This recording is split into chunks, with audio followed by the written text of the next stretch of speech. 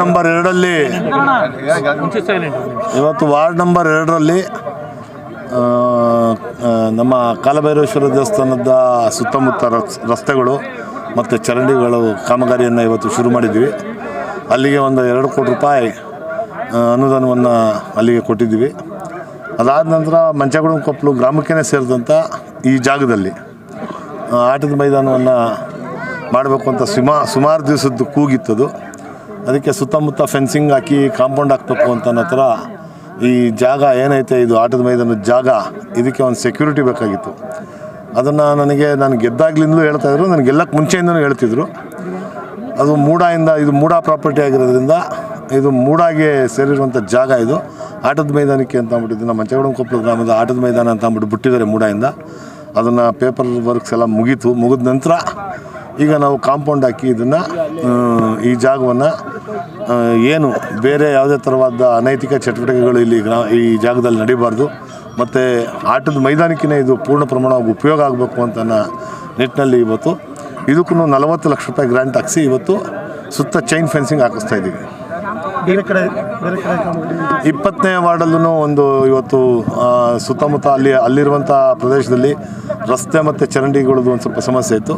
ಅದಕ್ಕೂ ಅಲ್ಲೂ 2 ಕೋಟಿ ರೂಪಾಯಿ ಅಷ್ಟು ಅನುದಾನವನ್ನು ಈಗ ಕೊಟ್ಟಿದ್ದೀವಿ ನಾವು.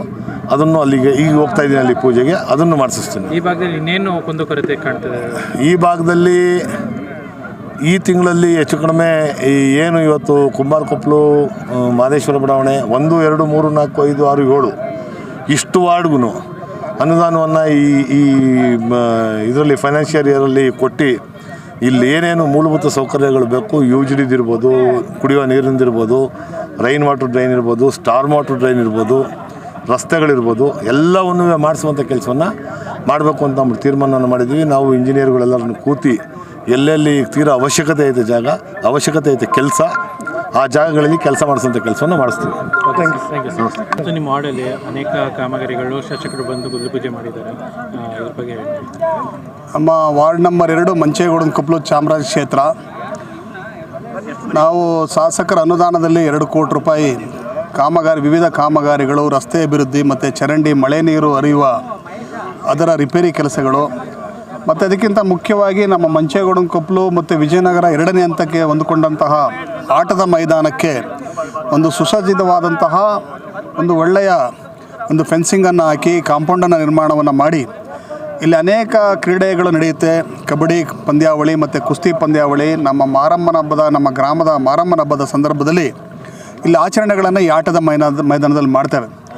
ಈ ದಿನ ನಾವು ಈ ಗ್ರಾಮದಿಂದ ತುಂಬು ಹೃದಯದ ಸ್ವಾಗತವನ್ನು, ಅಭಿನಂದನೆಯನ್ನು ನಾವು ಶಾಸಕರಿಗೆ ಸಲ್ಲಿಸ್ತೇವೆ. ಯಾಕಂದರೆ ಈ ಹಿಂದೆ ಇದ್ದಂಥ ಅನೇಕ ಶಾಸಕರು ಈ ರೀತಿಯ ಕೆಲಸಗಳನ್ನು ನಮಗೆ ಮಾಡಿರಲಿಲ್ಲ. ಸುಮ್ಮನೆ ನಾನು ಪಕ್ಷಾತೀತವಾಗಿ ಅಥವಾ ಪಕ್ಷದ ಪರವಾಗಿದ್ದೇನೆ ಅಂತೇಳಿ ಈ ಮಾತುಗಳನ್ನು ಹೇಳ್ತಾ ಇಲ್ಲ. ಇದು ಬಹಳ ತುಂಬ ಅವಶ್ಯಕತೆ. ನಮ್ಮ ಮಂಚೇಗೌಡನಕೊಪ್ಪಲು ಗ್ರಾಮದ ಜಮೀನುಗಳನ್ನು ನಗರಾಭಿವೃದ್ಧಿ ಪ್ರಾಧಿಕಾರ ಸ್ವಾಧೀನಪಡಿಸ್ಕೊಂಡು ಇಲ್ಲಿ ಯಾವುದೇ ಆಟದ ಮೈದಾನವನ್ನು ನಿರ್ಮಿಸಿಲ್ಲ. ನಮ್ಮ ಯುವಕರು ಬೇರೆ ಭಾಳ ದೂರಕ್ಕೆ ಹೋಗಿ ಆಟಗಳನ್ನು ಆಡಬೇಕಾದಂತಹ ಪರಿಸ್ಥಿತಿ ಇತ್ತು. ಅದರಲ್ಲೂ ನಮ್ಮ ಮಂಚೇಗೌಡನಕೊಪ್ಪಲು ಸರ್ಕಾರಿ ಹಿರಿಯ ಪ್ರಾಥಮಿಕ ಶಾಲೆ ಭಾಳ ಸಮೀಪ ಇದೆ.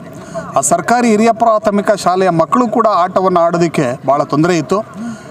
ಆ ಒಂದು ಆಟದ ಮೈದಾನದ ಅಭಿವೃದ್ಧಿಯ ಕೆಲಸಗಳನ್ನು ಈ ದಿನ ಬಹಳ ಒಂದು ತುಂಬು ಹೃದಯ ಖುಷಿ ಆಗ್ತಾಯಿದೆ. ನಮಗೆ ತುಂಬ ಖುಷಿ ಆಗ್ತಿದೆ. ನಮ್ಮ ಗ್ರಾಮದಲ್ಲಿ ಆಟದ ಮೈದಾನ ನಿರ್ಮಾಣ ಆಗ್ತಾ ಇರುವಂಥದ್ದು ಭಾಳ ಖುಷಿಯನ್ನು ತಂದಿದೆ ನಮಗೆ.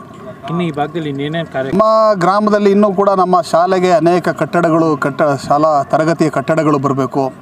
ಇನ್ನೂ ಅನೇಕ ಅಭಿವೃದ್ಧಿ ಕೆಲಸಗಳೆಲ್ಲ ಇದೆ. ಸಾಕಷ್ಟು ಶಾಸಕರು ನಮಗೆ ಗ್ರಾಮ ಮತ್ತು ಹೆಬ್ಬಾಳು ಈ ವಿಜಯನಗರ ಬಡಾವಣೆಗೆ ಸಾಕಷ್ಟು ಅನುದಾನವನ್ನು ತರ್ತಾ ಇದ್ದಾರೆ. ನಿರಂತರ ಗುದ್ದಲಿ ಪೂಜೆಗಳು ನಡೀತಾ ಇದೆ. ಅದನ್ನು ನಾವು ಮುಂದೆ ಇನ್ನೇನಾದರೂ ಕೂಡ ನಮ್ಮ ಗ್ರಾಮದವ್ರು ಹೇಳಿದ್ರೆ ನಾವು ಶಾಸಕರ ಗಮನಕ್ಕೆ ತಂದು ಆ ಒಂದು ಗುದ್ದಲಿ ಪೂಜೆಯಲ್ಲಿ ಮತ್ತು ಅಭಿವೃದ್ಧಿಯಲ್ಲಿ ನಾವು ನಮ್ಮ ಶಾಸಕರ ಜೊತೆ ಇರ್ತೇವೆ. ಇದ್ರ ಬಗ್ಗೆ ಎಲ್ಲ ಮನವಿ ಮಾಡಿದ್ದೀರಾ? ನಾವು ಮುಂಚೆ ಮನವಿಯನ್ನು ಮಾಡಿದ್ವು. ನಿರಂತರವಾಗಿ ಅವ್ರ ಜೊತೆ ಇರೋದ್ರಿಂದ ಯಾವುದೇ ಸಣ್ಣ ಪುಟ್ಟ ಕೆಲಸಗಳಾದರೂ ಕೂಡ ನಮ್ಮ ಶಾಸಕರು ಕೈಗೆ ಸಿಗುವಂಥ ಶಾಸಕರು ಭಾಳ ಕೆಲಸ ಕಾರ್ಯಗಳನ್ನು ಮಾಡಿಕೊಡ್ತಾರೆ.